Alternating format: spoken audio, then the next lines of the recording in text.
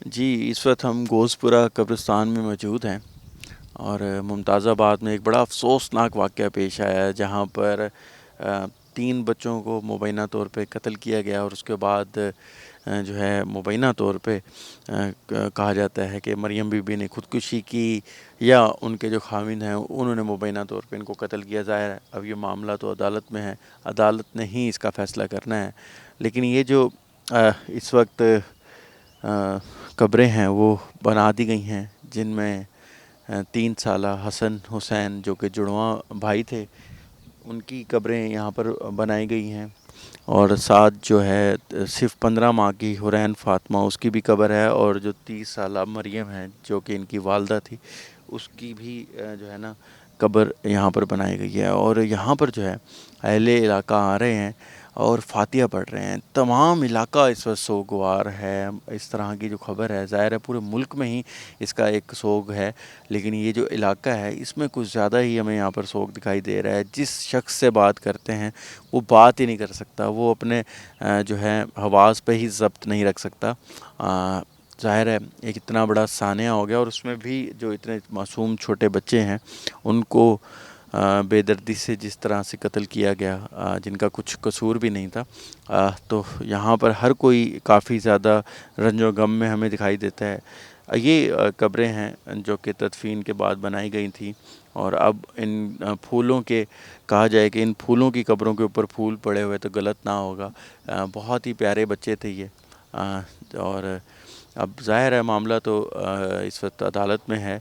अदालत ने ही फ़ैसला करना है कि आया कि जो इनके वालिद हैं मुर्तज़ा उन्होंने इनकी जान ली, जैसा कि एफ़आईआर करवाई गई है मरियम के भाई अल्लादिता की जानिब से।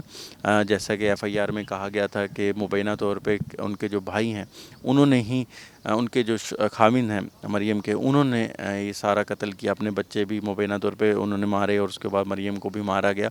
जबकि जो दूसरा अगर पहलू देखा जाए, जो वीडियोज़ सामने आई हैं, सीसीटीवी वीडियोज़ सामने आई हैं या ऑडियो सामने आई हैं, उसमें तो ये एक पहलू भी देखा जा रहा है कि हो सकता है कि मरियम ने ही मुबैना तौर पे ख़ुदकुशी की और बच्चों को भी कत्ल किया गया पहले। तो ये ज़ाहिर है अब मामला तो जो है वो अदालत में है। लेकिन इस वक्त आप देख सकते हैं कि लोगों की बड़ी तादाद यहाँ पर, चाहे इनके कोई रिश्तेदार नहीं भी हैं, हमने देखा है कि एक दो लोगों से हमने बात करने की कोशिश की है, बात तो वो नहीं कर पाते। लेकिन जब उनसे ऑफ द रिकॉर्ड कैमरे से हट के बात की है कि उनसे पूछा है आप उनके कोई रिश्तेदार हैं, उन्होंने कहा नहीं जी रिश्तेदारी तो नहीं है।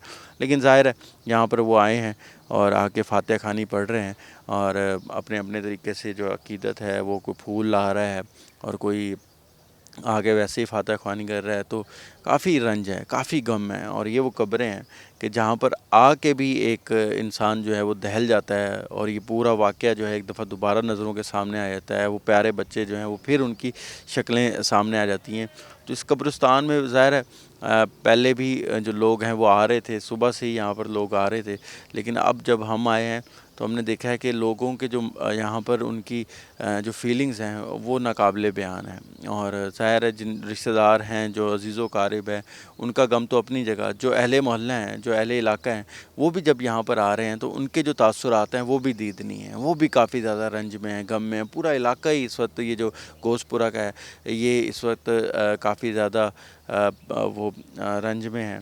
और ये वो कब्रें हैं जो कि इन मासूम बच्चों की यहाँ पर बनाई गई थी।